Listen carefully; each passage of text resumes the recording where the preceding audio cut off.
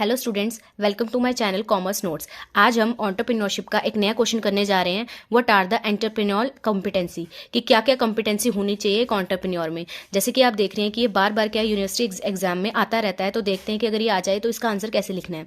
तो बोल रहे हैं कि जो कुछ एंटरप्रेन्योर होते हैं ना, वो बहुत ही अच्छा कर रहे हैं आज की डेट में, इतना कॉम्पिटेटिव वर्क कर रहे हैं वो, और मैनेज कर रहे हैं अपने एंटरप्राइजेस को बहुत ही अच्छी तरीके से, एफिशिएंसी के साथ, और सक्सीड भी हो रहे हैं अपनी अपनी फील्ड में।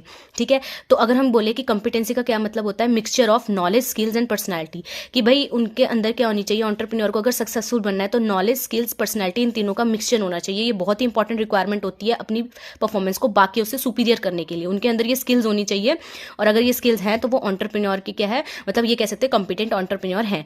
तो अब हम देखते हैं कि डिफरेंट पर्सन क्या डिफरेंट स्किल्स के बारे में बताते हैं कि डिफरेंट डिफरेंट कॉम्पिटेंसी होनी चाहिए एंटरप्रेन्योर के बारे में। तो यहाँ पे हम देखते हैं अकॉर्डिंग टू जेम्स क्या बोल रहे हैं कि ये फॉलोइंग क्या होनी चाहिए, कॉम्पिटेंसी उनके अंदर होनी चाहिए। सबसे पहले वो क्या है, एंटरप्राइजिंग इंडिविजुअल होने चाहिए, एनर्जेटिक होनी चाहिए, हार्ड वर्किंग होनी चाहिए, रिसोर्सफुल होनी चाहिए, और नई अपॉर्चुनिटीज के बारे में उनको अवेयरनेस होनी चाहिए, और वो क्या है, रिस्क टेकिंग होने चाहिए। ठीक है, इनके अकॉर्डिंग पहला। दूसरा, expanding the scale of operation. ये नहीं है कि अगर वो अपने प्रेजेंट बिजनेस में क्या है, अगर सक्सेस हो गए हैं, अच्छा खासा उनका रेवेन्यू आ रहा है, तो क्या है उसको एक्सपैंड करने की ना सोचे। उनको ये होना चाहिए कि जो भी उनकी इनकम आ रही है उसको री इन्वेस्ट करके क्या है, दोबारा से कैसे एक्सपैंड किया जाए अपने ऑपरेशन को, बिजनेस के।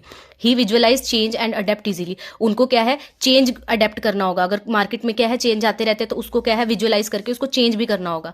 ठीक है, मतलब अडेप्ट करना होगा। He is interested in advancing technology. Advancement क्या उनको अडॉप्ट करनी होगी, क्यों? क्योंकि उनके जो प्रोडक्ट है, सर्विसेज है, उनको बेटर इंप्रूवमेंट के लिए एडवांसमेंट को क्या है, हमें अपनी टेक्नोलॉजी को एडवांस करना ही पड़ता है। ही वर्क फॉर द सोसाइटी। और ऑब्वियस ही बात है, अगर एक एंटरप्रेन्योर है जो सोसाइटी के लिए क्या है, रिटर्न में अपनी मतलब एफर्ट्स डालता है, तो वो भी क्या है, एक कॉम्पिटेंसी एंटरप्रेन्योर की। फिर बीसी टंडन क्या बोलते हैं, इनके अकॉर्डिंग क्या कॉम्पिटेंसी होनी चाहिए एंटरप्रेन्योर के अंदर।